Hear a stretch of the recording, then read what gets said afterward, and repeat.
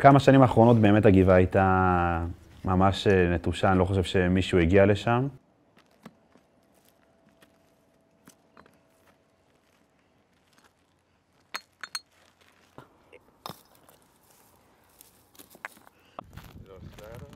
כבר כמה שנים שאני חושב שהיא לא מושקט, ורואים שלאט לאט העצים הולכים וקמלים.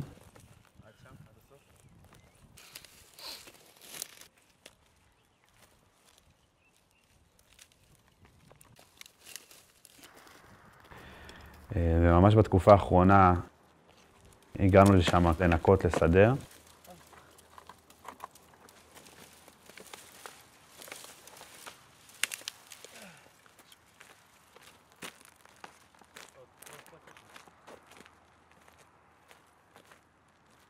זה היה איזשהו עץ מאוד גדול שנפל, כנראה מהרוחות, נפל על האנדרטה לזכר דוד.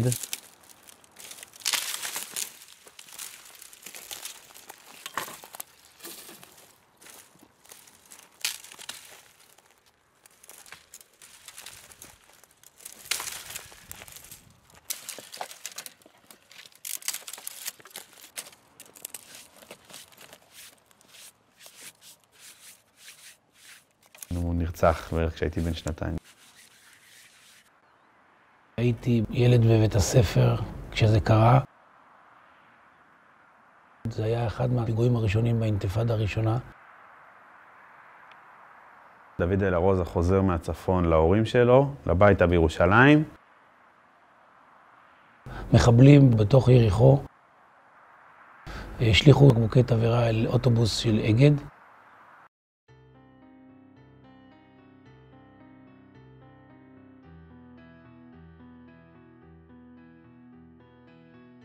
הנהג פותח את הדלתות כדי שכולם יצאו. רחל ושלושת בניה נלכדו באוטובוס, היא ניסתה לחלץ אותם ביחד עם דוד. דוד אלה רוזה היה חייל. הוא פרץ חלון בעזרת הנשק וניסה לקרוא לרחל לצאת איתו יחד החוצה, תוך כדי שהוא נושם מהאוויר הספוג ברעלים וגזים שעולים מתוך האוטובוס. רחל סירבה באותו רגע לצאת, בשארית כוחותיו הוא זינק מהחלון ויצא החוצה. בחוץ התחיל טיפול, לאחר מכן הוא עבר לטיפול נמרץ בירושלים. שם הרופאים קבעו שאם לא תהיה השתלה מהירה, השתלת ריאות, גופו לא יעמוד בכל מה שהוא עבר.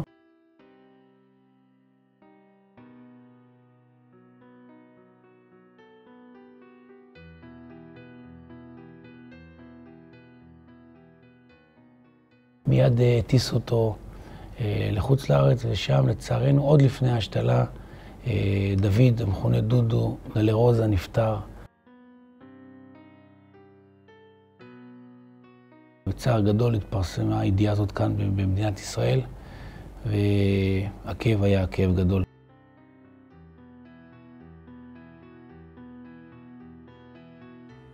זה נוגע בי בנקודה של, קודם כל בנקודה של הזדהות, של כבוד, הערכה, וגם שאני שואל את עצמי, טוב, איפה המסירות נפש הזאת אצלי?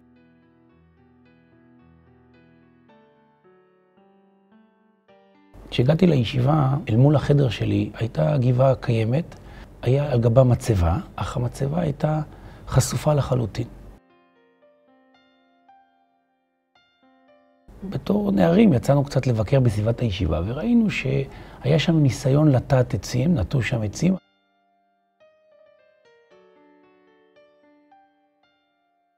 מיד לאחר הרצח, המשפחה ביחד עם חברים הניחו את המצבה שם ונטעו עצים סביב המצבה.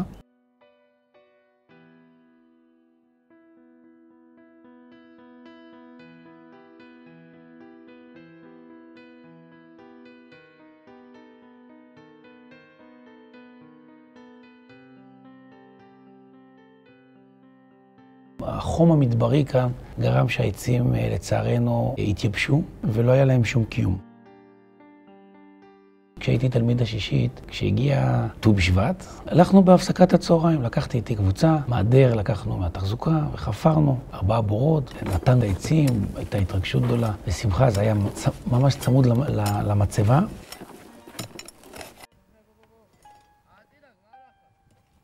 כל פעם שהיינו עולים לגבעה, היינו מביאים אותנו בקבוק מים ושוטפים גם את המצבה.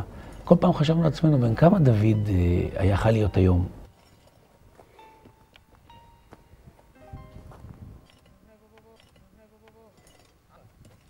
האמא חלמה לראות את הצמיחה הזאת של אותה חורשה בארץ ישראל לזכר בנה. והיא באמת ראתה את החורשה אחרי שהלכנו לטפח אותה, והיא קיבלה תעצומות רוח ותעצומות נפש.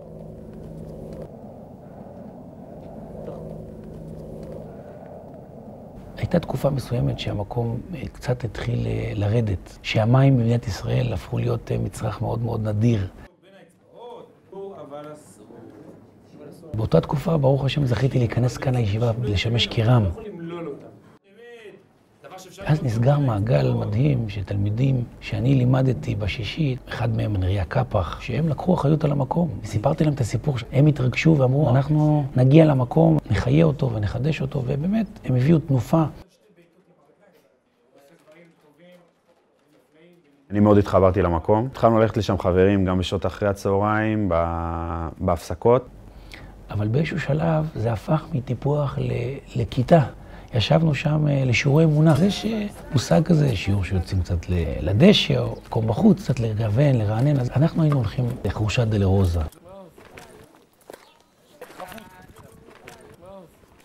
היינו יושבים בין העצים, עושים ככה הקשבה פנימית ומדברים בשיעורי אמונה.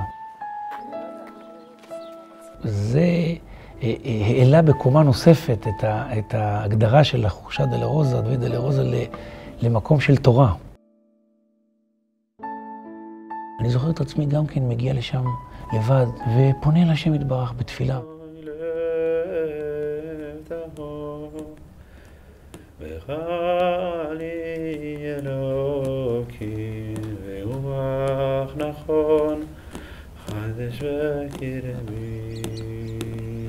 לשבת בצל של העץ ולהסתכל על המדבר, על השקט שלו, על העוצמה. לשבת שם בשקיעה או בזריחה.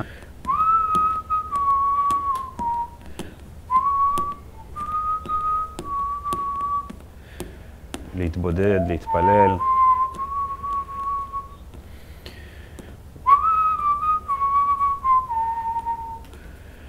פרוס חביב עליי את סוכת שלומך.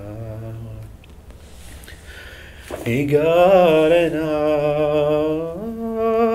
יגאלנה, פרוס חביב עליי את סוכת שלומך. יגאלנה,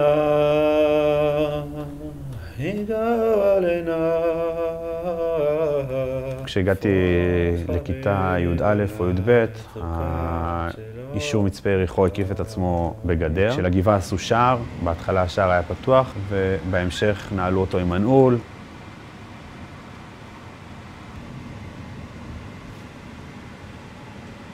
הגדר היא גדר אלקטרונית. כבר נהיה מורכב. ולאחרונה יש התעוררות של תלמידים שרוצים כן להגיע למקום ולחזק. ואנחנו צריכים לנהל כאן איזושהי התדיינות עם הביטחון, איך לפתוח, איך לסגור. אנחנו מאמינים שהגדר לא תפריד בינינו לבין החזון, לחדש ימינו כקדם, ולעשות כאן בעצם חיבור של דורות שהיו, חוו, התחברו אל הדורות החדשים, על מנת שחורשת דוד דלה-רוזה, שעברה מסע של חיים, תמשיך להיות חיה ונושמת.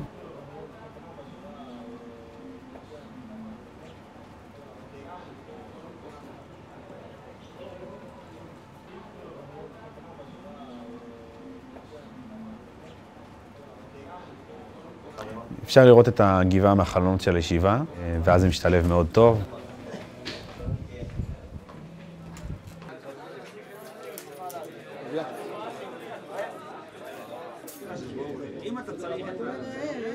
מסתכל על הגבעה ומתוך כך חוזר ללימוד. הוא יודע שהתורה שאני עכשיו לומד בישיבה הולכת להצמיח פה את כל המדבר.